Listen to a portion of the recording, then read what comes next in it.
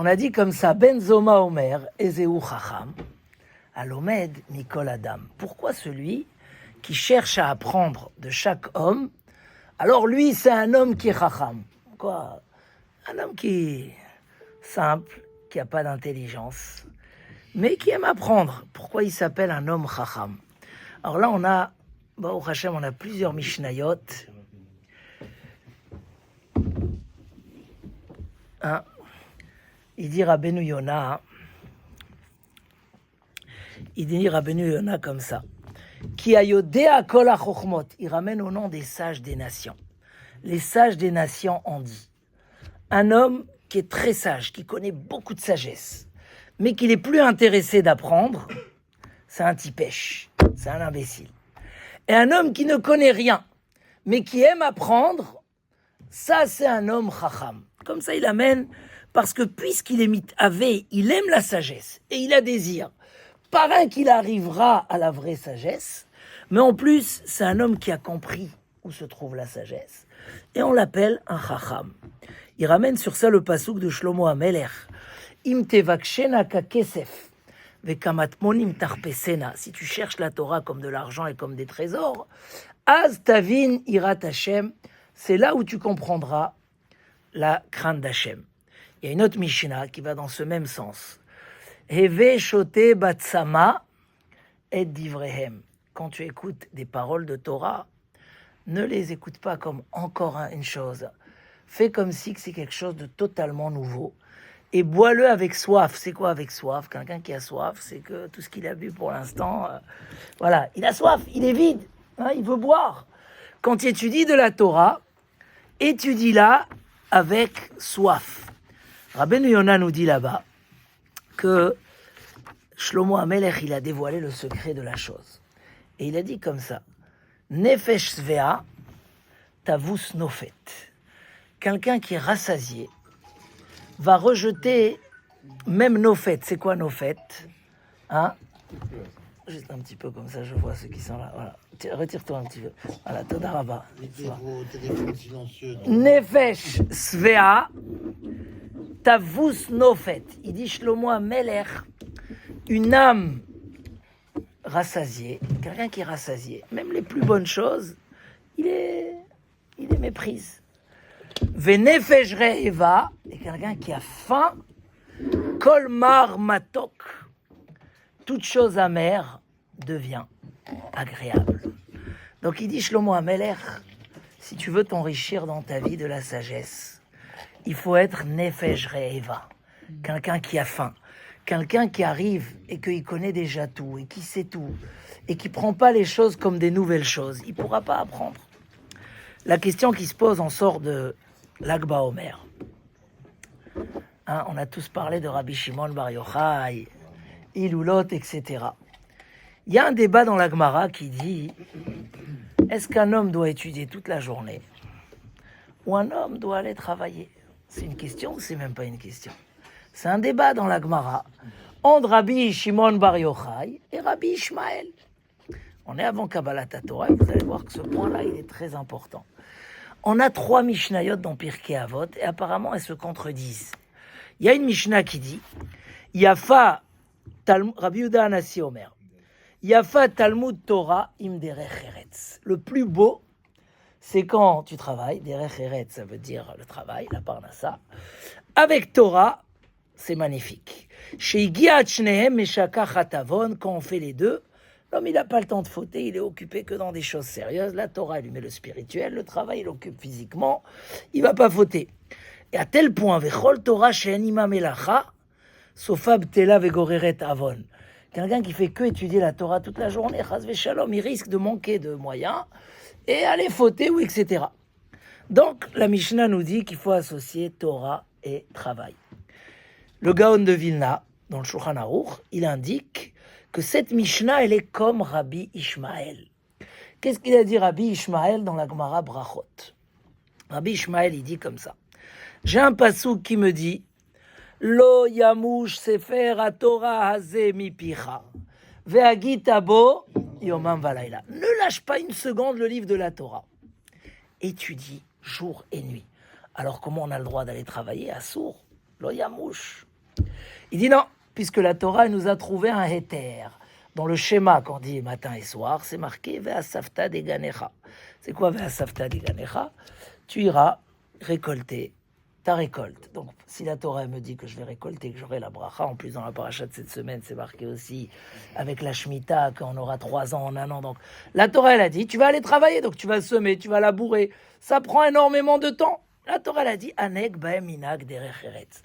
Tu vas travailler. Dès que tu te libères de ton travail, là recommence la mitzvah d'avoir toujours la Torah, étudier jour et nuit, ouvrir des livres et s'intéresser à la Torah ou aller à des shiurim comme vous faites ce soir.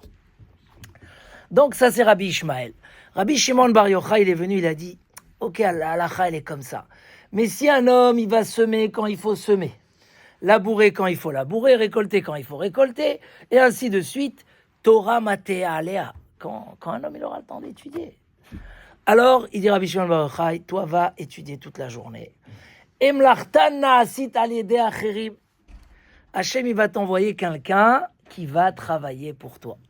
Hein, ça, c'est l'avis de Rabbi Shimon Bar Yochai. Comme qui on a tranché la halakha? Comme Rabbi Ishmael ou comme Rabbi Shimon Bar Yochai? Déjà, hein? Rabbi Ishmael. Où c'est marqué Rabbi Ishmael? Alors, c'est marqué, là-bas déjà dans la Gemara, il dit, il y a beaucoup qui ont fait comme Rabbi Shimon Bar Yochai. Lo alta biyadan, ils n'ont pas réussi. C'est qu'un niveau de tzadikim ou de certaines personnes qui veulent vraiment se consacrer à la Torah. Ça existe. Il y a la mida de Rabbi Shimon Bar Yochai. Mais Harbe Asuk et Rabbi Ishmael, ve alta biyadan, et ça a marché comme ça. Et si vous prenez dans le Shulchan Aruch, quand il donne le programme journalier, il dit le matin, il va à la tfila. Après la tfila, il va au Bet Midrash. Il étudie chez Nehemar Yelchou, Mechaïl El Chaïl, de succès à succès. Et après ça, Yelech la Asaka, il va travailler. Donc c'est ce que nous dit la Mishnah, il faut associer les deux. Une autre Mishnah qui dit la même chose, Imen Kemach en Torah. On l'a pas encore lu, c'est là, non? Ou on l'a déjà lu? Non, c'est à la fin, c'est dans Perek Ramishi. S'il n'y a pas de farine, là-bas aussi, dit le Gaon de Vilna. On l'a lu ou on l'a pas lu? Dans le 2. Alors vous êtes Baruch Hashem. Alors vous êtes Bekim, magnifique. Imen Kemach. Oh, Yudzaïd, magnifique. Donc là-bas aussi, le Gaon de Vilna, il écrit Imen Kemach en Torah, c'est Rabbi Ishmael. Mais il y a une troisième Mishnah qui contredit la première, laquelle? C'est Kol Amekabel Alav Ol Torah. Tout celui qui prend sur lui le joug de la Torah. Ma'avirin mimenu ol malchut ve'ol derech eretz. On lui enlève totalement le joug de la royauté, les impôts. Ol derech eretz, le travail, il est pas tout. Et là-bas, le Gaon de Vilna dit, c'est comme Rabbi Shimon Bar Yochai. Alors, est-ce que les Pirkei Avot, c'est plusieurs rabbanim? Mais en tout cas, quand on lit les Pirkei Avot, des fois, on ne remarque pas. Une fois, on nous dit, faut associer travail et Torah. Et ailleurs, on dit non. Si tu étudies toute la journée, alors on te dispense de... C'est parce qu'on étudie toutes les semaines. Pirkei Avot, non? Ouais. On s'aperçoit que chaque Mishnah, elle va avoir un public différent. Les 3 Mishnah ne sont pas incompatibles. C'est juste que le public qui va s'adresser, ça va s'adresser à des gens qui sont capables de pouvoir étudier tout le temps. Et d'autres, ça va s'adresser à des gens qui sont capables de venir un mardi soir à un cours. Il a fait. Et il n'y a aucun qui contredit ça. On n'est juste pas les mêmes clients. Il a fait. Alors, tu as raison. Quand on dit qu'il y a Rabbi Ishmael et Rabbi Shimon Bar Yochai, même Rabbi Shimon Bar Yochai, il a dit Torah matea alea. Toi, tu dois t'inquiéter si je travaille toute la journée. Alors la question, c'est si quelqu'un il veut réduire un petit peu, est-ce que Akadosh Baruch Hu va faire aussi la promesse de Rabbi Shimon Bar Yochai? Avant, il étudiait 1 heure tous les matins ou le mardi soir. Maintenant, il veut tous les soirs. Il veut rajouter. Est-ce que, voilà, on est avant Kabbalat Torah. Est-ce que ça va marcher? Que Akadosh Baruch Hu il fait que Mina Shamaim, tu as celui qui ouvre le magasin, qui est sérieux, qui arrive à l'heure, tu n'as plus besoin de te presser. Ou tu as celui qui, tu as trouvé un bon employé, qui gère la société.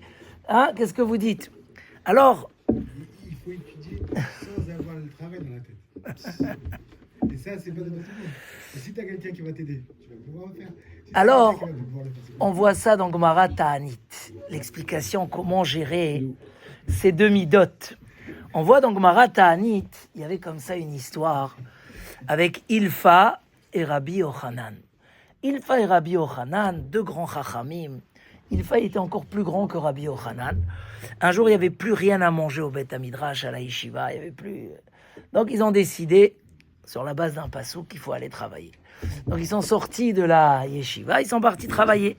Ceux qui ont appris Ta'anit connaissent l'histoire. Ils se sont couchés en dessous d'un mur. Et voilà que Rabbi Yochanan, il écoute des anges qui disent « Venez, on fait tomber le mur sur eux. » Pourquoi ? Ozvim chaye olam veoskim bechaye sha'a. La même phrase qu'on a vue chez Rabbi Shimon Bar Yochai en sortant de la grotte. Il dit comment un homme peut laisser la vie éternelle pour prendre le temps pour des choses éphémères. Et on veut Rabbi Yochanan, alors il y a un qui a dit à l'autre non, il y a un des deux qui va devenir un grand rave, on leur fait pas tomber le mur. Rabbi Yochanan, il demande à Ilfa, est-ce que tu as écouté ce message? Il dit non, j'ai pas été. Il dit bon, écoute, il lui a pas dévoilé le secret. Il a laissé aller travailler, il voulait pas le perturber. Et lui, il est retourné étudier, il est devenu Rosh Yeshiva. Quand il est devenu Rosh Yeshiva, il lui a ramené plein d'argent, il l'a enrichi, donc il avait tout ce qu'il fallait, la Torah et la Parnassa. Et quand il est revenu, il a eu mal. Il a dit quoi? Regarde, mon copain, il est revenu, il est Rosh Yeshiva, il était plus petit que moi. Et en plus, il lui manque pas d'argent et tout ce qu'il a besoin. Et tellement il a eu mal au cœur, il est parti sur le mât du bateau. Et il a dit, si quelqu'un me pose une question et je réponds pas, je me jette dans l'eau. En gros, il voulait dire qu'il a continué à étudier, il est baki dans tout le chasse. On lui a envoyé Eliyahu Hanavi pour le calmer. Il a interrogé sur une Mishnah, il savait bien répondre, ça l'a calmé, etc.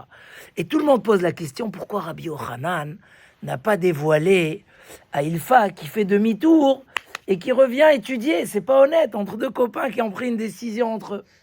Et il dit en fait, parce que Béhémet, c'est deux midotes dans la vie. On a la mida de Rabbi Shimon Bar Yochai, comme on a dit, qui concerne Me'atim, un petit peu des gens qui peuvent. Et sinon, le chemin général, c'est comme il a dit Rabbi Ishmael, comme a tranché le Shulchan Aruch, on mélange Torah et Melacha. Donc oui, les Pirkei Avot ont ramené et la vie de Rabbi Ishmael et la vie de Rabbi Shimon Bar Yochai. Mais nous dit le Chovot Alvavot, pourquoi Hachem a fait qu'on a besoin, avant qu'il nous envoie ce qu'on a besoin, pourquoi on a besoin de faire Ishtadlut? On doit travailler. Pourquoi? Même à l'époque, quand il fallait aller ramasser la manne, il y avait les grands tzadikim, ils avaient à côté de chez eux, et les autres, ils devaient aller. Et celui qui se levait après 4 heures du lever du jour, il allait, il n'y avait plus rien. Pourquoi? Parce que le paresseux, il n'a pas de bracha. Il y a même Pirkei des Rabbi Eliezer, ou berachecha bechol asher ta'aseh ou bechol ma'asi yadecha. Si tu fais, Hachem, il te bénit, sinon il te bénit. Pourquoi Hachem, il a fait la Ishtadlut? Et le Chovot Alvavot, je ne vais pas rentrer, c'est un peu lent, il y a 2 raisons essentielles. Une raison, pour que l'homme soit mis à l'épreuve. Le but de la vie, c'est les épreuves. Est-ce qu'un homme, il va être honnête dans son travail?